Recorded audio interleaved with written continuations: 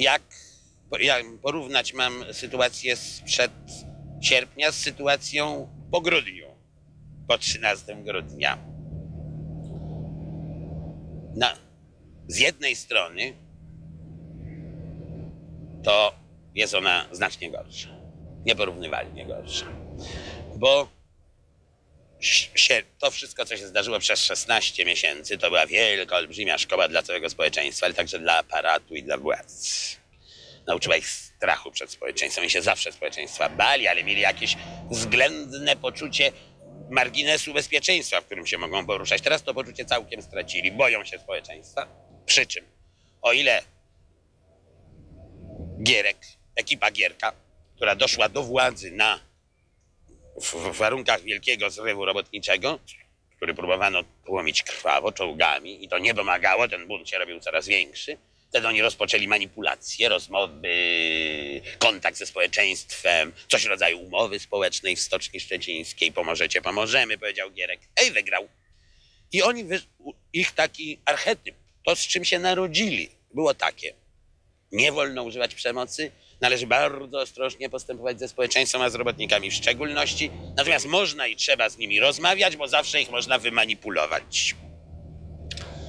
I to z tego zrodził się, można powiedzieć, sierpień, bo właśnie nasze działanie stopniowe, działanie koroskie, działanie opozycji, krok po kroku, zajmowanie pozycji w tych warunkach było możliwe.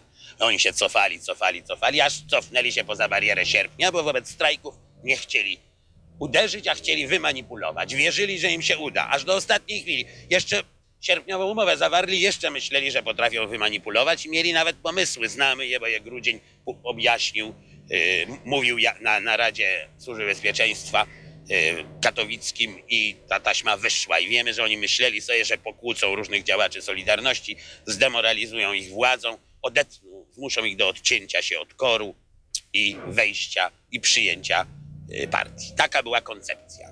No ale ona im się nie powiodła. Nie powiodła się, Solidarność rosła w siłę, ale ponieważ jedno oni wykluczali z założenia, że nie spełnią umów sierpniowych, że się nie porozumieją, że nie zmodyfikują systemu tak, aby w nim możliwa była podmiotowość społeczna w pewnym stopniu, co w umowie sierpniowej było zawarte. Ponieważ to było niemożliwe, więc doszli do wniosku, że niezbędna jest wojna, czyli zamach stanu praktycznie i wojna w związku z tym, i to zrobili. Myślę sobie, że wejdzie to do historii jako jedyna udana akcja komunistów.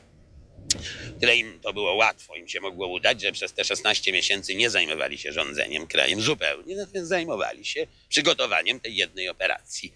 A mieli przeciw sobie przeciwnika, który programowo unikał stosowania przemocy. No i gigantyczne zmęczenie ludzi, bo było już strasznie źle z gospodarką.